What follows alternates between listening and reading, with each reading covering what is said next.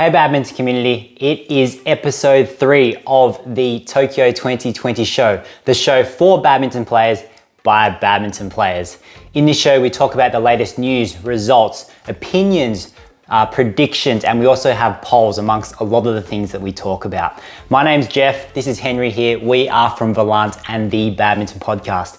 Now, for everyone who is wondering why the BWF is not live streaming or having highlights of the Olympics, it's because all of the ownership rights for the media is owned by the IOC, the International Olympic Committee. So in order for you to watch any of the live action, you will need to tune into your local broadcaster. If you're not sure where to watch, check out the screen right now. There are a bunch of URLs that you can check out so that you can see where you can watch it in your country. There's also a live blog and a match center so you can stay up to date with live news. So Henry, we are in day 2 at the moment. What are the key results so far you've seen?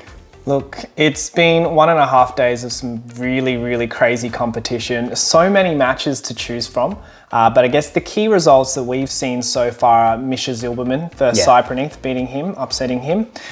We've had the Malaysian doubles pair, Aaron Chia and So Woo Yik versus So Sung Jae and Choi Sol Gyu. So they beat them in straight sets. That was a key one, yeah? Yeah. In that group. In group that D. particular group. And then we had Liang Wang Chi Lin versus Ranki Reddy and Shetty losing out in 3 sets there. That was a tight one. 27-25 in the third. I think we'll talk a little bit more about that later, but that was pretty full on. And then finally we have Chan Peng Soon, Go Liu Ying losing to the Hong Kong pair, Tang Chun Man and Ziying Sweat in 3 sets as well. And because they also lost their match this morning against Mark Lambs versus Isabel Hertricht, it means that they're most likely going to be heading home. Yeah, it's been unfortunate for the Malaysians, but we've loved watching them over the many years so far. Yeah, and look, there's one thing we haven't really talked about yet, and I think we mentioned this in our first and second episode, is there's the China factor. What's going on with China? What did you see in the first day and a half? Look, we weren't sure about how China would come out, right? We haven't seen them for so long, and they're coming out firing, I think. Scarily. Yeah, some of their matches have been definitely more one-sided, but there have been some competitive matches, but they've been able to generally just win pretty convincingly for all of the matches. So of special note, maybe Chen Xin Chen, Jia Yifan against the Thai pair, Kitty Tharakul and Prajong Jai, they were really dominant there. And just as a note as well, the Thai pair, they did lose this out this morning to the Korean pair, Kim and Kong. So it's unlikely they're going to proceed through the next stages into the knockout rounds. Unfortunately for them. Yeah. And then we've also had Wang Liu and Huang Dongping. They played the Hong Kong pair you talked about, Tang and Si, and they won convincingly and straight. So that was this morning. They played the German pair yesterday, and that was quite a competitive match as well. But they won quite convincingly this morning against that Hong Kong pair. So that's right. China are definitely doing very well off the bat at the moment. And I guess one of those things, speaking of China, is Jia Yifan and Chen Xin Chen playing really well. And I guess one of the things that we saw that Jia Yifan really misses, and in her own words, it was, village life is great, but only regret is no McDonald's. My favorite food. the power source for Jia Yifan. Unfortunately, Jia Yifan, you don't have McDonald's, but we do. Got a Happy Meal. Oh, what's this? It's the Minions. Kevin and Marcus, what are they doing there? So we've got a toy as well as our McDonald's. So for all out there who love McDonald's, so there's Jia Yifan, so don't feel so bad about it because she is a world-class badminton player. Absolutely, powerhouse. But speaking of other news, we did also watch the Japanese pair in Fukushima and Hirota against the women's doubles, Lauren Smith, Chloe Birch, last night. What was going on with Hirota's leg? Yeah, she had a huge brace on that right knee, and I thought, or maybe it's just psychological because there was a brace there, but I thought she was a bit tentative moving backwards. What did you think? I think when I saw her, I know we sort of disagreed on it, but when she was playing, I felt like the leg with all the external fixation thing that was on it, or the post-op knee brace potentially, that leg was just held up for a bit longer than I would normally see for her. Maybe taking the weight off that leg. Yeah, maybe. perhaps. It's all just hypothetical at the moment. We don't actually know, but we have heard that maybe there was a bit of a knee injury in June, but we don't know what actually. It's all shrouded in mystery, but we can see that she is normally the front court player, Hirota, but she was definitely trying to get there a lot more yesterday. So Sayaka, Hirota, we wish you all the best with your knee. Healthy vibes for that knee of yours. We do hope that it holds out okay. And now speaking about just an Olympic journey, and if you have qualified for the Olympics and you've trained so hard for it, right? Even if you were a bit injured or a bit sore, you'll definitely go, because badminton for a lot of these athletes is life, right? For years and years, full time playing badminton, eat, sleep badminton, repeat, literally. And I guess it's interesting to hear some of the stories that some badminton players actually have hobbies and interests outside of badminton itself that they do reveal, and we get to see who badminton players are inside. And I think what we heard about Ivan Zozenov representing the Olympic Committee of Russia, Russian Olympic Committee, is that in 2015 he took up the guitar. And he's also developed an interest in arts as well as music. And along with that, he bonds with his father over music, and he might have found a bit of a secret for him in performance with his father and guitar and music. So let's check it out now. My father come for some tournament and bring a guitar with him, and we just have meeting in our rooms and spend a good time in the evening before our matches. It really help us. It really helped us to win 2014 European Championship. Yeah, and it seems like Zozenov has certainly used that to combat the potential negative state of mind that sometimes he could be in. So, in terms of our next segment, we actually have a very special guest that's coming on to this episode, and let's tune into that now, shall we?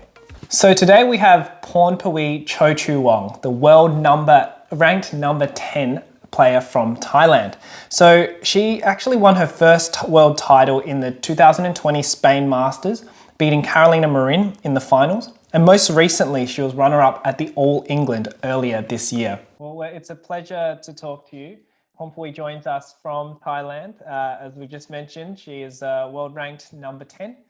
So Pornpui, what are your thoughts on the Olympics matches so far? Yeah, the result in the first match in Olympic, I think is still per my expectation. According the world ranking still, and however, all athletes play in knockout round, and they will maybe they will try the best to get medal. So for the women's singles, who do you think will take the gold medal? Whoa. I think have two players in my mind, like Tai Su Ying or Chen Yufei. If I have to, I think Tai Su Ying is better. Okay, yeah. Look, Tai Su Ying is definitely a favorite to win the gold medal, as you said. And I think yourself, you have played many of the top seeded singles players at the Olympics, Tai Su Ying being one of them. And you played her earlier this year at the World Tour finals, and you actually beat her. So it would be really great to hear what your thoughts are on what her strengths and weaknesses are, and how did you beat her? Thai is the one of the best player in women's single 10 years, and she has talent and strength is very strong. So she become top 3 in best women's single. I think it make her confident about her performance. And I think that day I can beat her, like I not allow her to play what she like, the way she like, and put her into my game. Yeah. Enough. So when you talk about the way that she likes to play, can you tell us the way that Tai Ying is liking to play most of the time? Like she like many shot in the front. I just also want to play in the center or in the back better, because in the front she maybe have many shot to predict. Yeah, she is very unpredictable at the front court. Like you said, she has so many options, so many choices. So it sounds like when you played more to the middle and the back of the court, you were able to, I guess, get more of an advantage against Tai. Look, we really hope to see you in the 2024 French Olympics in Paris. So we do hope to see you there. Yeah, I also hope so. And lastly, before we let you go, Pompui, is there any message you want to send to the other Thai players that are in Tokyo now? You want to say good luck, or you can say it in Thai, up to you.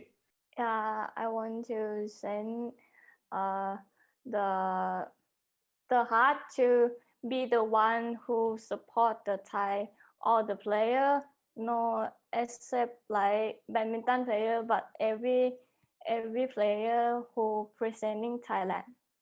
Yeah, awesome. So go Thailand. We hope they get plenty of medals as well.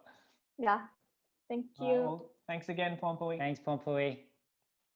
Okay. So it's excellent to talk to her, wasn't it?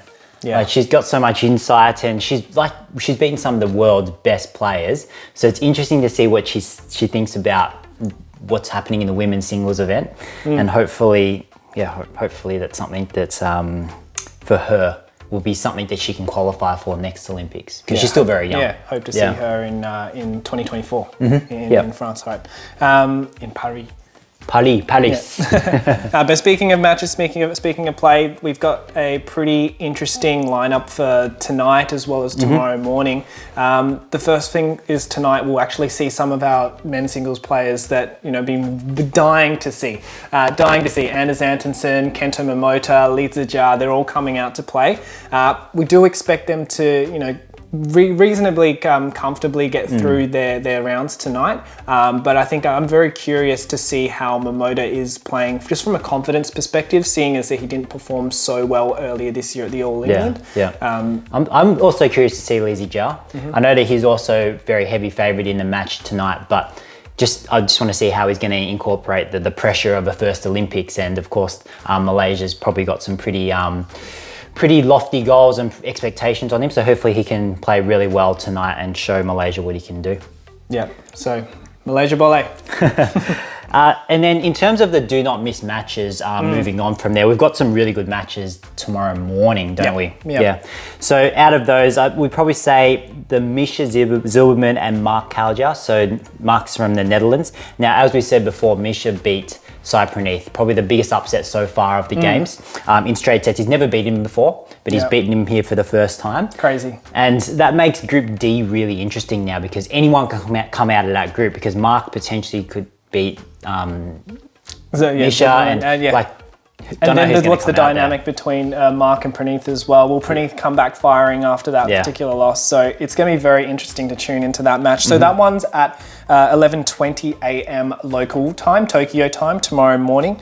The one that I'm sort of looking out for is the 12:40 p.m. local time, so around noon, between Zheng Siwei, Huang Yachong, So Seung-jae and Chae Yu-jung, the mixed doubles pair there. They do have a 5-0 head-to-head, so China has won all their meetings, but I think what we want to see is Zheng Siwei actually get tested and Huang Yachong get tested, so we can really see where they are from a standard, seeing as we haven't seen them for such a long time at the high level stage. Yeah, that's definitely a to watch. That's at 12:40 local time PM, and at the same time we've got Marcus and Kevin, Indonesian, the Minions. Our Minions. The Minions down there. And they're playing Ranky Reddy and Shetty, who of course came away with that win 27-25 in the third against Wang and Lee from Taipei. And that's going to be a really good one for Kevin and Marcus as well, because of course we know Shetty and Ranky Reddy are very, very strong. Yeah. So we see how they go. So I think that's one I'm definitely going to want to tune into. Yeah, and they were definitely really calm, especially towards the latter end of that match against Wang Qilin and Liang. We saw so many net cords coming from Liang and Wang Qilin towards the end, yet they still managed to, they still lost to Ranky Reddy and Shetty. So very, very level-minded, very calm on court, and I think they're playing really well. Yep, really looking forward to those ones. So let's move into our polls. So yesterday we asked the question, who is going to hit the fastest smash at the Olympic Games? Now there's been quite a few entries here, but drum roll, Praveen Jordan has won this, which isn't surprising. Absolutely, he has a thunderous smash, and he's got about 30% of the votes just on himself. And then there's a huge range of other votes there, but honourable mentions to Lizija, Malaysian men's singles player, as well as Kevin Sanjaya Sukamojo, Marcus Minaldi Gideon, the Indonesian Minions world #1 doubles pair. Definitely a strange one for Kevin to be picked out of all the players, but you know. Yeah, who knows? He might unleash some bombs there. Yeah, exactly. So in terms of the next question, guys and gals, for today is, which event will have the longest rally? So which category? Men's singles, women's singles, men's doubles, mixed doubles, women's doubles. Which category do you think will have the longest rally, Jeff? I'm gonna have to go women's doubles. Agree. Yeah. The defense is so solid that, probably women's doubles. Yeah. I'd go with that. Yep, that makes sense. What do you think? Make sure to comment. Okay. Put your votes in. Now, for the raise the racket for today, now we have had a fierce discussion, Henry and myself, about who we want to raise a racket to today. And we have decided to raise a racket to Chan Peng Soon and Go Liu Ying from Malaysia. We raise our racket to you today. We have seen some really exceptional games from you in the past. You've been a very competitive pair. This perhaps could be your last Olympics, unfortunately. Who knows? Hopefully we see you again. But you know, from the results, it looks like they're not likely to make it into. It'd be hard for them to make it out of the group stage. But so we want to raise rackets to them, respect, tribute to them, and all Malaysians. I'm sure you agree they've done awesome for the country of Malaysia. So absolutely, rack it up to them. All right, cool. So we are wrapping up episode 3 of the Tokyo show. So thanks guys for tuning in to this episode. We did at the start give you a bit of a background as to why the BWF aren't playing live streams of the Olympic coverage. Unfortunately, the IOC has the usage rights to that. But in terms of where to follow, where to watch, if you check out the screen right now, you'll see that there are some URLs for you to follow the coverage on, whether that be the live blog or the actual games themselves. So make sure you check out your broadcast coverage in where you're living. Okay, so for tonight's afternoon session or evening session, we're starting at 6 p.m. Tokyo time, local time. And then tomorrow morning, we're starting off in the morning at 10 a.m. So tune in for these matches, can't wait. Thanks for tuning in to episode 3 of the Tokyo 20 show, and we will see you tomorrow. See you everyone. Bye.